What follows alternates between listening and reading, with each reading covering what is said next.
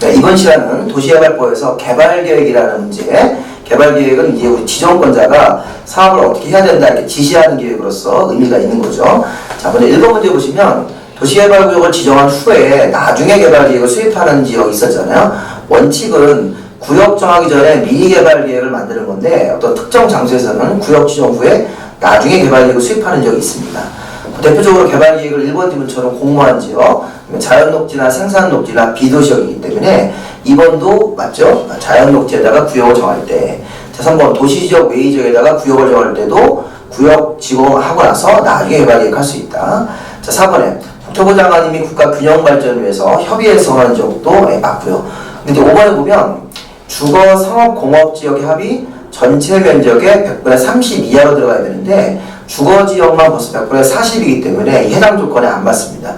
주거 상업 공업 지역이 전체 구역에 100분의 30 이하로 들어가고 나머지 그 70% 넘는 지역들이 주거 상업 공업이 아닌 형태로 들어가야 되니까 주거 지역이 100분의 40이면 거기는 구역 지정 후에 나중에 개발 계획을 수립하는 지역으로 볼 수가 없습니다. 정답은 5번입니다. 다음 2번 문제 보시기 바랍니다.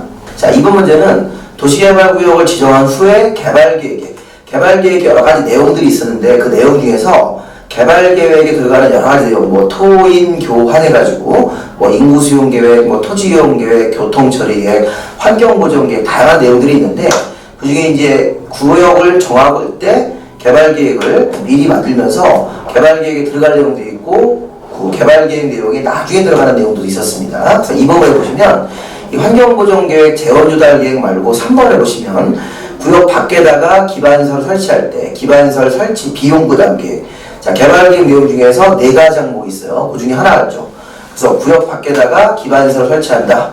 그 기반시설 비용 계획이라든가 아니면 이제 수용 사용 대상이 되는 토지 세분으로 또 세입자 안정 대책 이런 것들이 있는데 그런 것들은 구역 지정 후에 나중에 개발계획에 들어갈 수 있습니다. 답은 이제 3번이 맞겠습니다.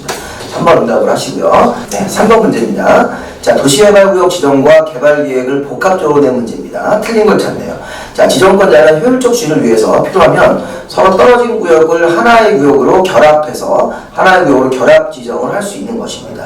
자, 이때 중요할 점은 결합했을 때 면적이 1만 이상 되셔야 됩니다. 자, 두 번째, 도시개발구역을 2개 이상으로 하나의 구역을 분할할 수도 있죠. 분할했을 때도 분할 후 각각 쪼개진 면적이 1만 이상은 돼야 돼요. 그래서 1번 지문처럼 결합했을 때도 1만 이상, 분할했을 때도 나눠진 면적들이 각각 1만 이상은 돼야 되는 것이죠. 3번 문제는 우리 앞에서 본 문제랑 같으네요. 세입자 생활안정 대책 같은 것들도 구역 지정 후에 나중에 개발계획 내용에 포함시킬 수 있다. 개발계획을 처음 만들 때 넣지 말고 나중에 들어갈 수 있는 것들입니다. 자, 4번에 지정권자가 사업을 환지 방식으로 할 때는 개발계획 수립할 때 지방자치단체는 동의를 받지 않죠. 이거 앞에서 한 문제입니다. 자, 우리가 환지 방식으로 개발계획 만들 때는 법정된 동의를 받아야 되는데 국가나 지방자치단체면 그런 동의를 받지 않습니다. 그래서 4번 지문이 잘못됐고요. 5번에 보시면 기본계획이 수립이 되어 있다.